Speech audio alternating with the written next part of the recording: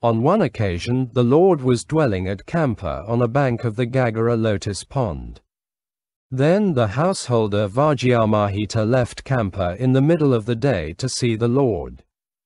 It then occurred to him, "It is not the proper time to see the Lord, who is in seclusion, nor to see the esteemed bhikkhus, who are also in seclusion.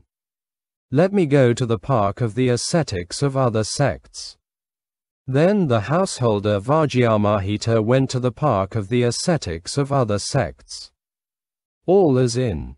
Then the householder Vajrayamahita approached those wanderers and exchanged greetings with them. When they had concluded their greetings and cordial talk, he sat down to one side. The ascetics then said to him, "Is it true, householder, as it is said, that the ascetic Gautama criticizes all austerities and that he unreservedly condemns and reproves all who live a harsh and austere life?" "No, Bhante, the Lord does not criticize all austerities and he does not unreservedly condemn and reprove all who live a harsh and austere life. The Lord criticizes what deserves criticism and praises what is praiseworthy. By criticizing what deserves criticism and praising what is praiseworthy, the Lord speaks on the basis of distinctions. He does not speak about such matters one-sidedly." When this was said, an ascetic said to the householder Vajrayamahita, "Wait a moment, householder. That ascetic Gautama, whom you are praising, is an abolitionist who refrains from making definite declarations. I will deal with that point, too, Bhante. The Lord has validly declared, this is beneficial, and this is harmful. Thus, when he declares what is beneficial and what is harmful, the Lord makes definite declarations. He is not an abolitionist who refrains from making definite declarations."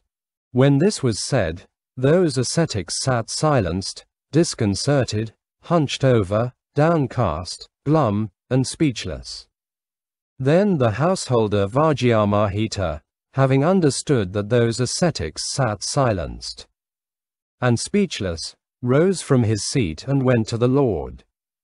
He paid homage to the Lord, sat down to one side, and reported to the Lord his entire conversation with those ascetics of other sects. The Lord said, "Good, good, householder.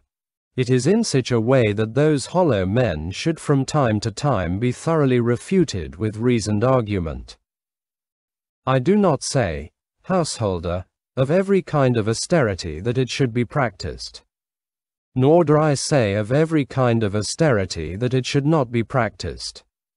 I do not say of every observance that it should be undertaken. Nor do I say of every observance that it should not be undertaken. I do not say that one should strive in every way.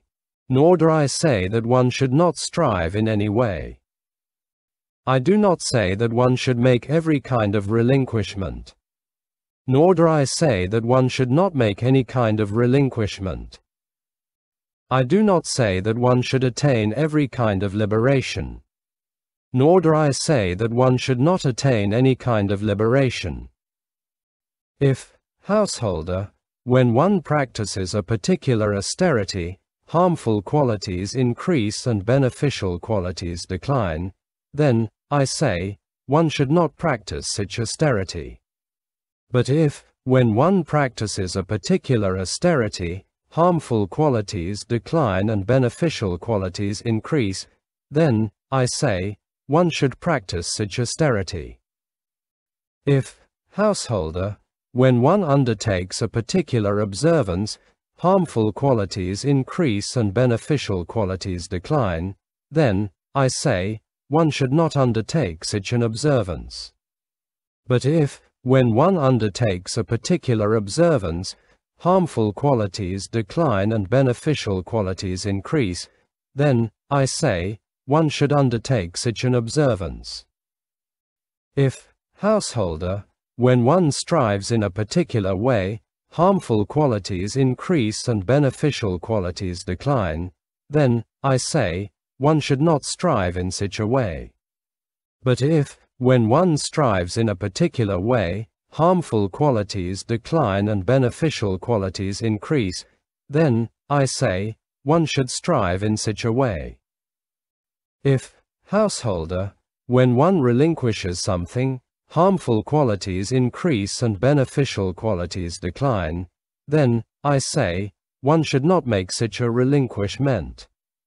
But if, when one relinquishes something, harmful qualities decline and beneficial qualities increase, then, I say, one should make such a relinquishment. If, householder, when one attains a particular liberation, harmful qualities increase and beneficial qualities decline, then, I say, one should not attain such a liberation. But if, when one attains a particular liberation, harmful qualities decline and beneficial qualities increase, then, I say, one should attain such a liberation.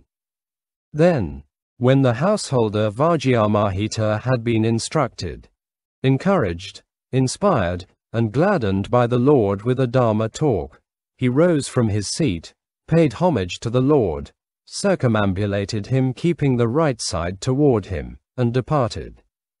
Then, not long after the householder Vajrayamahita had left, the Lord addressed the bhikkhus.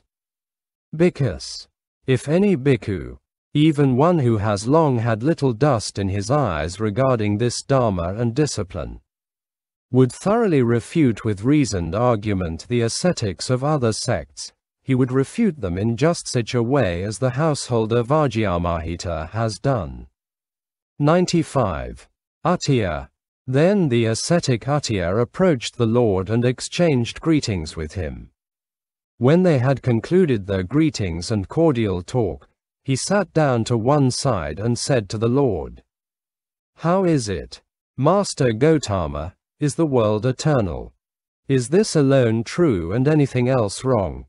Uttiya, I have not declared. The world is eternal. This alone is true, anything else is wrong. Then, Master Gotama, is the world not eternal? Is this alone true and anything else wrong? Uttiya, I also have not declared. The world is not eternal. This alone is true, anything else is wrong. How is it then, Master Gotama, is the world finite? Is the world infinite? Are the soul and the body the same? Is the soul one thing, the body another? Does the Tathagata exist after death? Does the Tathagata not exist after death? Does the Tathagata both exist and not exist after death? Does the Tathagata neither exist nor not exist after death? Is this alone true and anything else wrong? Uttiya, I also have not declared. The Tathagata neither exists nor does not exist after death. This alone is true, anything else is wrong. When I asked you, how is it, Master Gotama, is the world eternal? Is this alone true and anything else wrong? You said, Uttiya, I have not declared. The world is eternal. This alone is true, anything else is wrong. But when I asked you, then, Master Gotama, is the world not eternal? Is this alone true and anything else wrong? You said, Uttiya, I also have not declared. The world is not eternal. This alone is true, anything else is wrong. When I asked you, how is it then, Master Gotama, is the world finite? Does the Tathagata neither exist nor not exist after death? Is this alone true and anything else wrong? You said, Uttiya, I also have not declared. The Tathagata neither exists nor does not exist after death. This alone is true, anything else is wrong. What, then, has Master Gotama declared? Through direct knowledge. Uttiya, I teach the Dharma to my disciples for the purification of beings, for the overcoming of sorrow and lamentation, for the passing away of pain and dejection, for the achievement of the method, for the realization of Nibbana. But when Master Gotama, through direct knowledge, teaches the Dharma to his disciples for the purification of beings, for the overcoming of sorrow and lamentation, for the passing away of pain and dejection, for the achievement of the method, for the realization of Nibbana, will the entire world be thereby emancipated, or half the world, or a third of the world? When this was asked, the Lord remained silent. Then it occurred to the Venerable Ananda. The ascetic Uttiya had better not adopt the evil view. When I ask the ascetic Gotama the most elevated question of all, he falters and does not answer. It must be that he is unable to do so. This would lead to the ascetic Uttiya's harm and suffering for a long time. Then the Venerable Ananda said to the ascetic Uttiya, "Well then, friend Uttiya, I will give you a simile." Some intelligent people here understand the meaning of what is said by means of a simile. Suppose a king had a frontier city with strong ramparts, walls, and arches, and with a single gate. The gatekeeper posted there would be wise, competent, and intelligent. One who keeps out strangers and admits acquaintances. While he is walking along the path that encircles the city, he would nor see a cleft or an opening in the walls even big enough for a cat to slip through. He might not know how many living beings enter or leave the city, but he could be sure that whatever large living beings enter or leave the city all enter and leave through that gate. So too, friend Uttiya, the Tathagata has no concern whether the entire world will be emancipated, or half the world, or a third of the world. But he can be sure that all those who have been emancipated, or who are being emancipated, or who will be emancipated from the world first abandon the 5 hindrances, corruptions of the mind that weaken panna, and then, with their minds well established in the 4 establishments of mindfulness, develop correctly the 7 factors of enlightenment. It is in this way that they have been emancipated or are being emancipated or will be emancipated from the world. Friend Uttiya, you ask the Lord from a different angle the same question that you had already asked him. Therefore the Lord did not answer you.